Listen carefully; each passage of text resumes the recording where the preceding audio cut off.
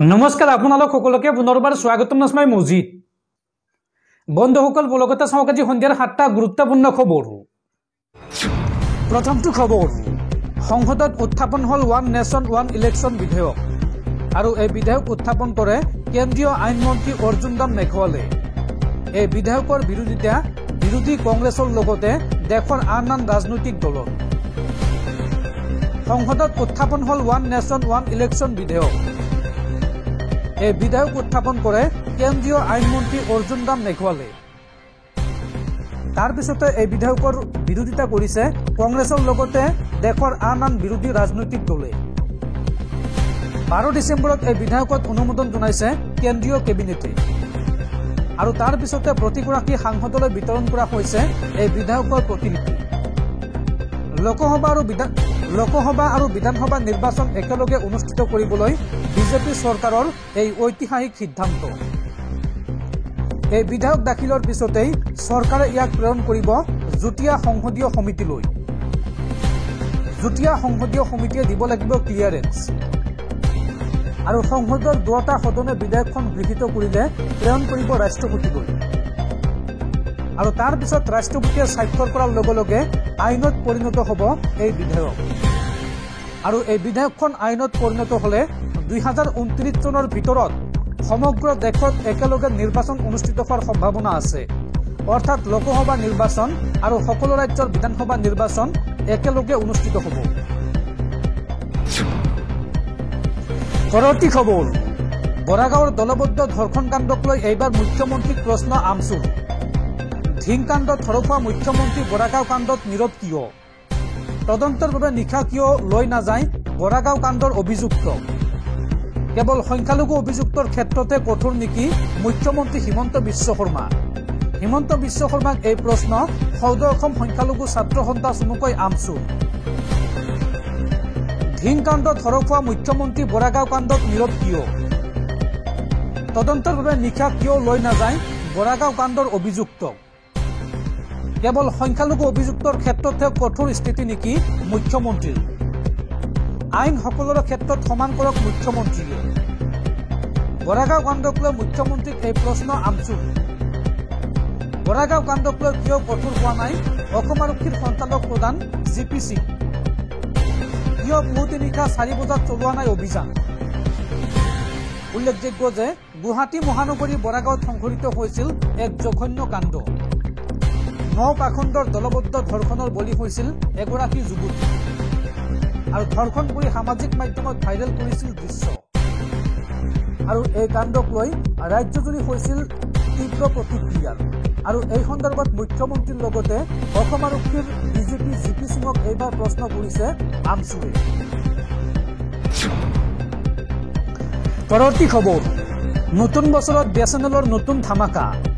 অতি কম দামতে 1 বছৰৰ বাবে লাভ কৰিব ইণ্টাৰনেট সেৱা আৰু BSNLৰ এই নতুন ৰিচাৰ্জ প্লেন দেখি এতিয়া চিন্তাত পৰিছে এয়াৰটেল, জিঅ', ভোডাফোন, আইডিয়া। নতুন বছৰত BSNLৰ নতুন ধামাকা। ভাৰতৰ টেলিকম খণ্ডত আৰম্ভ হ'ব নতুন বিপ্লৱ। মাত্ৰ 1198 টকাতে BSNLে এবছৰৰ বাবে আগবঢ়াব ইণ্টাৰনেট সেৱা আৰু তাৰ পিছত এতিয়া চিন্তাত পৰিছে এয়াৰটেল, জিঅ', ভোডাফোন, আইডিয়া। ইতিমধ্যে 1 কোটিৰো অধিক গ্ৰাহকে সিম পৰ্ট কৰিছে BSNLলৈ।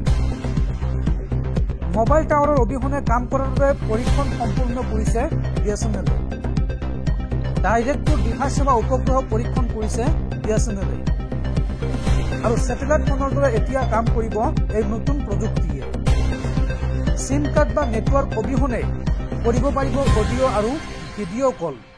এই বৃহৎ সুবিধা আগবঢ়াবলৈ গৈ আছে BSNLে। দৰ্শকসকল আৰু বহুতো গুৰুত্বপূৰ্ণ খবৰ আছে।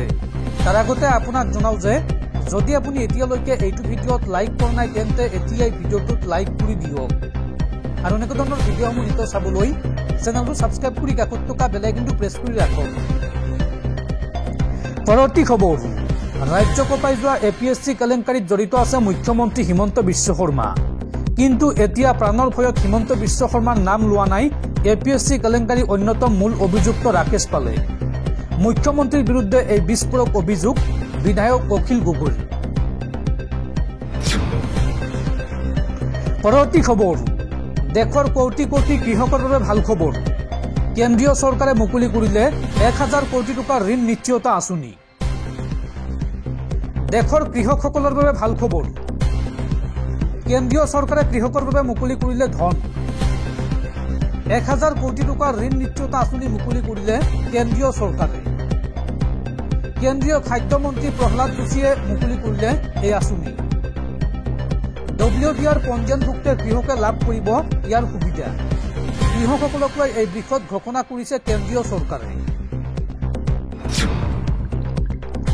পৰৱৰ্তী খবৰ কানাডাৰ উপ প্ৰধানমন্ত্ৰীৰ আকস্মিক পদত্যাগ হঠাৎ উপ প্ৰধানমন্ত্ৰীৰ পদ ত্যাগ কৰিলে ক্ৰিষ্টিয়া ফ্ৰিলেণ্ডে প্ৰধানমন্ত্ৰী জাষ্টিন ট্ৰুডোৰ সিদ্ধান্তৰ বিৰুদ্ধে সৰব ক্ৰিষ্টিয়া সংসদত নিম্নগামী আৰ্থিক নীতি সন্দৰ্ভত বক্তব্য ৰখাৰ কথা আছিল ক্ৰিষ্টিয়াই কিন্তু ইয়াৰ মাজতে হঠাৎ পদত্যাগ উপ প্ৰধানমন্ত্ৰী তথা দেশখনৰ বিত্তমন্ত্ৰীগৰাকীৰ উল্লেখযোগ্য যে বিগত কিছুদিন ধৰি প্ৰধানমন্ত্ৰী জাষ্টিন ট্ৰুডোৰ সৈতে চলি আছিল মতানৈক্য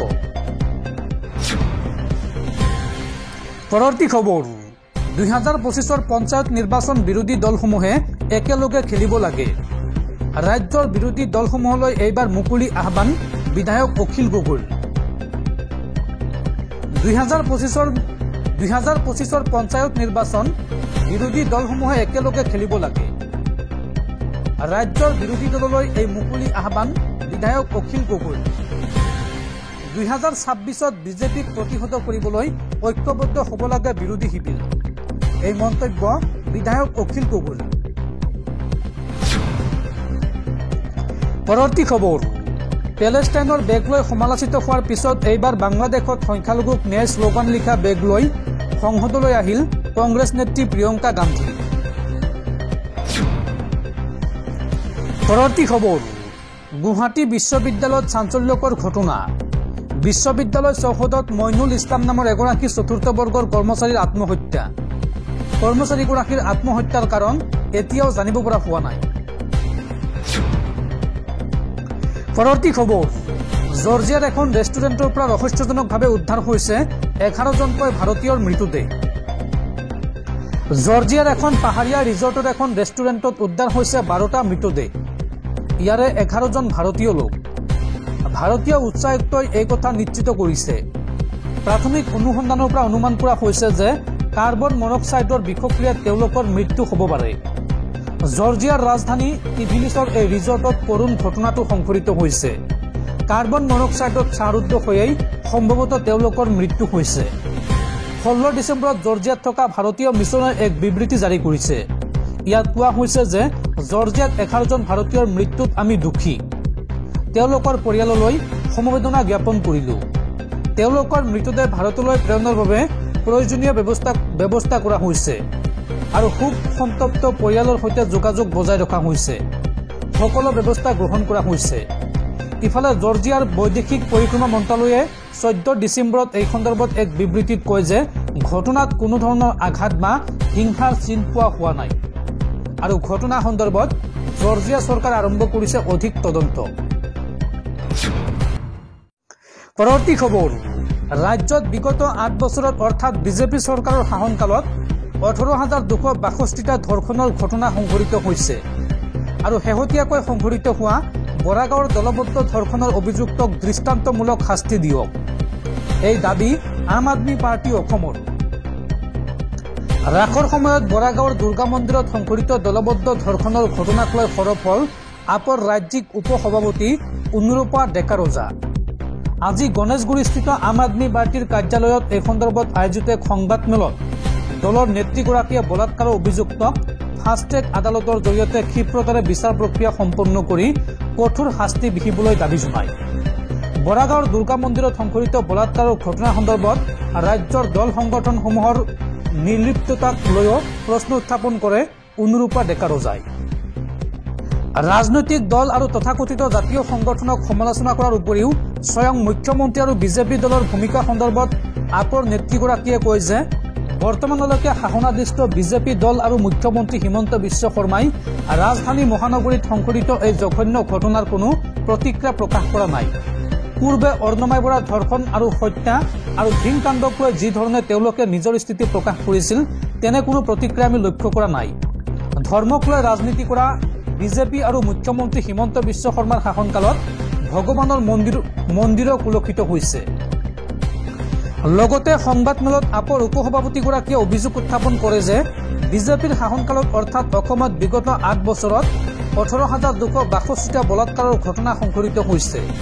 2022 চনত 1,113টা, 2023 চনত 998টা আৰু 2024 চনত 6 শতাধিক বলাৎকাৰৰ ঘটনা সংঘটিত হৈছে। তথ্য অনুসৰি দেশৰ বিজেপি শাসিত ৰাজ্যসমূহত সৰ্বাধিক নাৰীজনিত অপৰাধ সংঘটিত হৈছে। আম আদমি পাৰ্টিয়ে এই জঘন্য পৰিৱেশৰ অৱসান বিচাৰিছো। ধৰ্ষণৰ অভিযুক্ত যি ধৰ্মৰে নহওক কিয় তেনে অপৰাধীৰ কঠোৰতম শাস্তিৰ দাবী কৰিছো।